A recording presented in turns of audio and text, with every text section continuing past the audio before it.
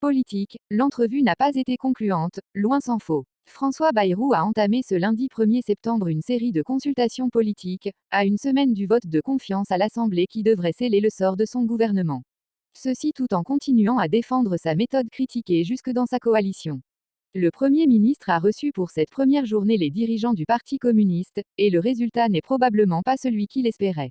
En effet, en sortant de son entretien d'une heure avec François Bayrou à Matignon, le chef du Parti communiste Fabien Roussel a dénoncé l'un des pires des budgets de la dernière décennie, un véritable poison mortel pour la France.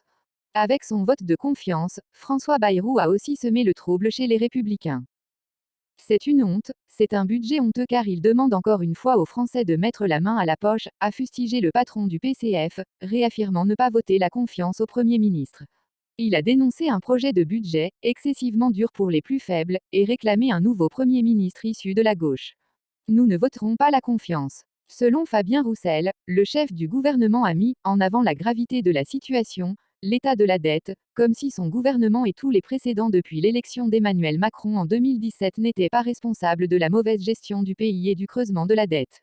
Nous refusons que ce budget soit mis en œuvre. Nous refusons qu'il y ait 2 jours fériés supprimés et c'est la raison pour laquelle nous ne voterons pas la confiance, a ajouté Fabien Roussel, qui n'a pas senti d'ouverture à cet égard du Premier ministre. Accompagné par le chef de file des députés PCF Stéphane Peu, il a demandé que le président Emmanuel Macron nomme un Premier ministre, à même de mettre en œuvre une politique de relance de la croissance et du pouvoir d'achat pour répondre aux urgences sociales et aux urgences climatiques. En écho au patron des socialistes Olivier Faure, qui s'est dit volontaire pour prendre la relève à Matignon, Fabien Roussel a jugé qu'il serait temps peut-être que la gauche soit appelée aux responsabilités.